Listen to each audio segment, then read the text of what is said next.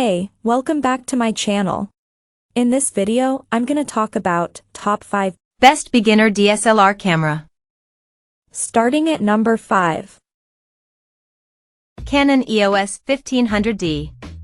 This is one of the cheapest DSLRs in Canon's current lineup, which also makes it a very cost-effective way to get access to an endless assortment of lenses, flash guns, and other accessories. Its low price tag means it understandably lacks some of the fancy tricks of its bigger brothers, like a flip-out display and 4K video recording, but there's still a good level of physical control on offer. Most importantly, we found the image quality produced by its 24MP sensor to be sound.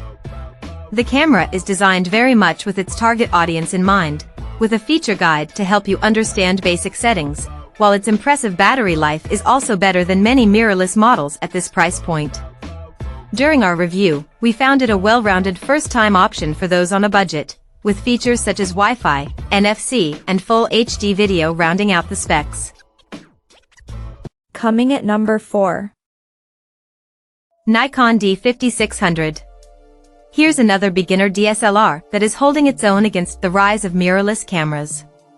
The D5600 is a step up from Nikon's D3000 series models, with set of specs strong enough to rival the likes of the Canon EOS Rebel T8i/EOS 850D, see above. Key advantages over the D3500 include a large touchscreen that has a vlogging-friendly articulating design to flip round to the front, plus Wi-Fi and a healthy range of additional control on the inside. In our tests, its 24.2MP sensor produced detailed images that didn't disappoint.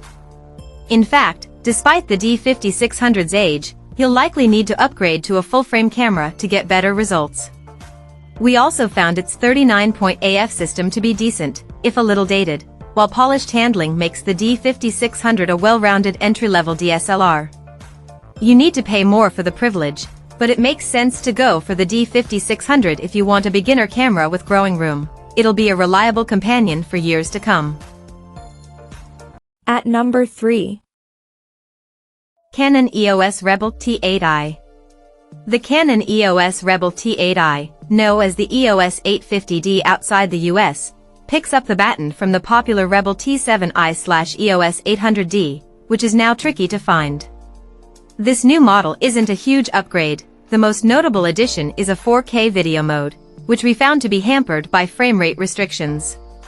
Still, the Rebel T8i/EOS 850D remains one of our favorite all-round DSLRs for beginners.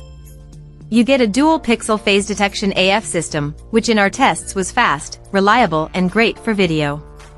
Its button layout is also very considered, while the vari-angle LCD screen handles really well. As long as you ignore that headline of 4K video, which involves a crop and the loss of phase detection autofocus, it remains a great option for anyone who's starting a photography hobby and prizes DSLR advantages like battery life and handling over the latest mirrorless tech. Number 2 of my list. Canon EOS Rebel SL3.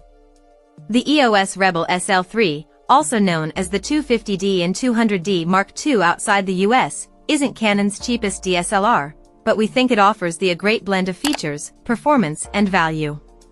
For a start, it's the smallest and lightest DSLR with an articulating screen, which means it isn't an intimidatingly large as some of its rivals.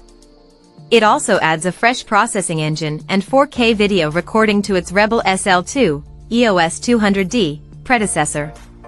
We were impressed with its responsive touchscreen, speedy startup time and excellent dual-pixel CMOS AF system, which also works when you're shooting 1080p video, though not sadly in 4K.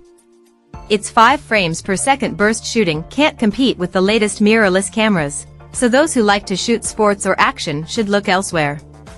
But for our money, the EOS Rebel SL3/EOS 250D makes slightly more sense than Canon's super budget DSLRs like the EOS Rebel T100, also known as the EOS 4000D/EOS 3000D, if you can afford to pay that bit more.